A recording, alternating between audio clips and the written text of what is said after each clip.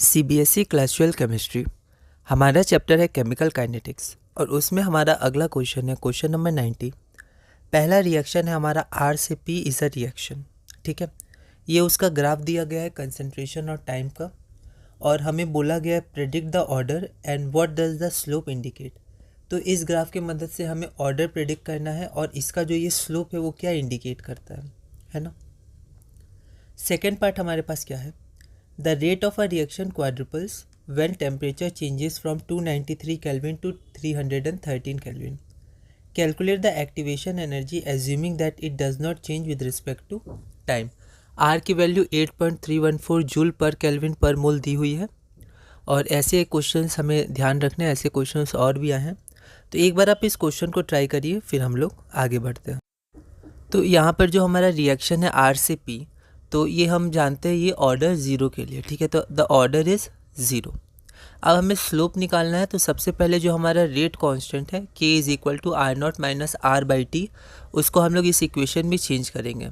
ठीक है, तो ये हमारा y हो गया और ये हमारा x हो गया, तो ये ग्राफ हो गया है ना। इसको हमने इक्वेशन नंबर 1 मान लिया। आगे बढ़ते हैं। From equation 1 the slope of the graph, तो पहला पार्ट तो सिर्फ ऑर्डर का था, तो ऑर्डर ज़ीरो हो गया। स्लोप ऑफ द ग्राफ आपका माइनस के हो गया। अब स्लोप इंडिकेट क्या करता है, तो slope of the graph indicates that the concentration of the reactant decreases with time and numerically equal to the value of K. तो स्लोप क्या इंडिकेट करता है कि जैसे जैसे टाइम बढ़ रहा है, हम देख सकते हैं यहाँ पर स्लोप आपका इस तरफ है, तो मतलब आपका कंसंट्रेशन धीरे धीरे कम हो रहा है। ठीक है, टाइम आपका बढ़ रहा है तो, और ये न्यूमेरिकली किसकी इक्वल है, तो न्यूमेरिकली इक्वल है के बराबर। सेकेंड पार्ट है कि रिएक्शन क्वाड्रुपल्स हो जाता है। ठीक है, तो उसके लिए आपको ये इक्वेशन अब बहुत इंपॉर्टेंट है, इसमें बहुत सारे क्वेश्चंस हैं जो हम लोग देखेंगे। तो यहाँ पर जो टेम्परेचर है आपका, वो टेम्परेचर क्या है 293 से 313 केल्विन हुआ है। तो इनिशियल टेम्परेचर को हम लोग T1 मान लेते हैं, तो T1 बराबर 293 केल्विन और फाइनल टेम्परेचर T2 बराबर 313 केल्विन। ठीक है, अब रेट क्या है 4 टाइम्स हो गया है, तो हमारा फाइनल रेट को रेट 2 मान लेते हैं और इनिशियल रेट को रेट 1, तो 4 टाइम्स हो गया। वैसे भी टेम्परेचर इंक्रीज़ करने से रेट ऑफ रिएक्शन बढ़ता है, हमने देखा था। तो यहाँ पर रेट डायरेक्टली प्रोपोर्शनल टू आपका रेट कांस्टेंट होता है, तो अगर रेट 4 गुना हो गया तो रेट कांस्टेंट भी आपका 4 गुना हो गया। ठीक है, अब ये इक्वेशन आप ध्यान रखिएगा, K2 is equal to 4 K1, तो K2 by K1 is equal to 4, तो यहाँ 4 पुट कर दिया। EA की वैल्यू हमें निकालनी है, आप 2.303 है, R की वैल्यू 8.314, T2 और T1 की वैल्यूज़ यहाँ पुट कर दी। इसके बाद हम क्या करेंगे, इसके बाद हम लोग इसको सॉल्व करेंगे, तो एक्टिवेशन एनर्जी की वैल्यू आ जाएगी 52,862.94 जूल पर मोल। ठीक है, और इसको हम लोग जनरली किलो जूल में चेंज कर देते हैं, तो आपका फाइनल आंसर आ जाएगा 52.86 किलो जूल पर मोल, जो हमारा रिक्वायर्ड आंसर है। अगला क्वेश्चन है हमारा question number 91।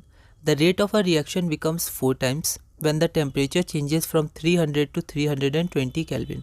Calculate the energy of activation of the reaction assuming that it does not change with temperature. ठीक है, तो हमें एक्टिवेशन एनर्जी चाहिए। ठीक है, assuming that it does not change with temperature, और R की वैल्यू दी है। बिल्कुल सिमिलर क्वेश्चन है क्वेश्चन नंबर 90 जैसा, या क्वेश्चन ऑल इंडिया 2010 में 2 मार्क्स का पूछा गया था, तो आप इसको एक बार ट्राई कर लीजिएगा। सिमिलर क्वेश्चन है क्वेश्चन 90 जैसा, यहाँ भी आपकी log 4 हो जाएगी, 4 टाइम्स है। ये आपका EA बाई 2.303, R की वैल्यू 8.314, यहाँ पर T2 T1 की वैल्यू पुट करिएगा। इसको आप सॉल्व करिएगा, यहाँ पर गिवन वगैरह आप सब लिख दीजिएगा, है ना, बोर्ड का एग्जाम है तो। और आपका जो आंसर आ जाएगा एक्टिवेशन एनर्जी, वो आ जाएगा 55.33 किलो जूल पर मोल। अगला क्वेश्चन है हमारा क्वेश्चन नंबर 92।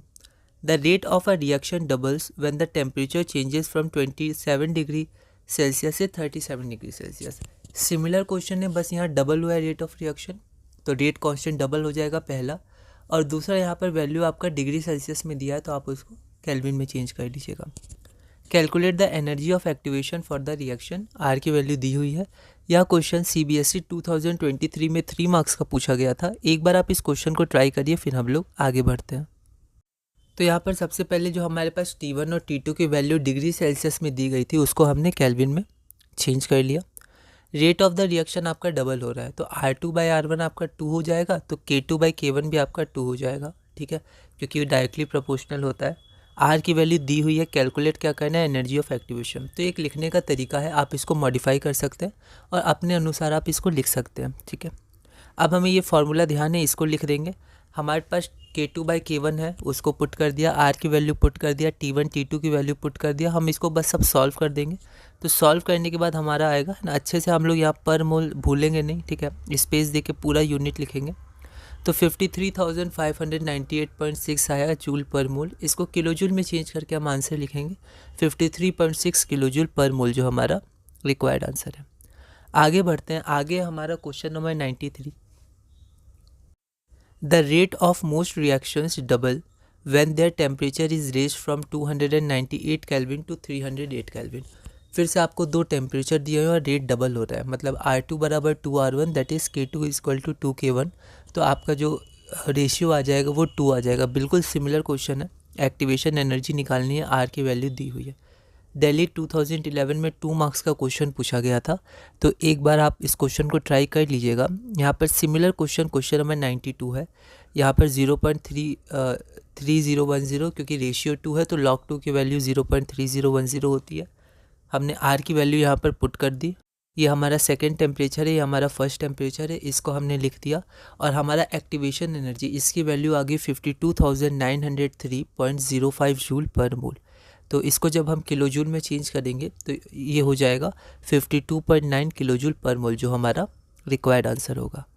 अगला क्वेश्चन है question number 94। The rate constants of a reaction at 200 kelvin and 500 kelvin are 0.02 per second and 0.20 per second respectively.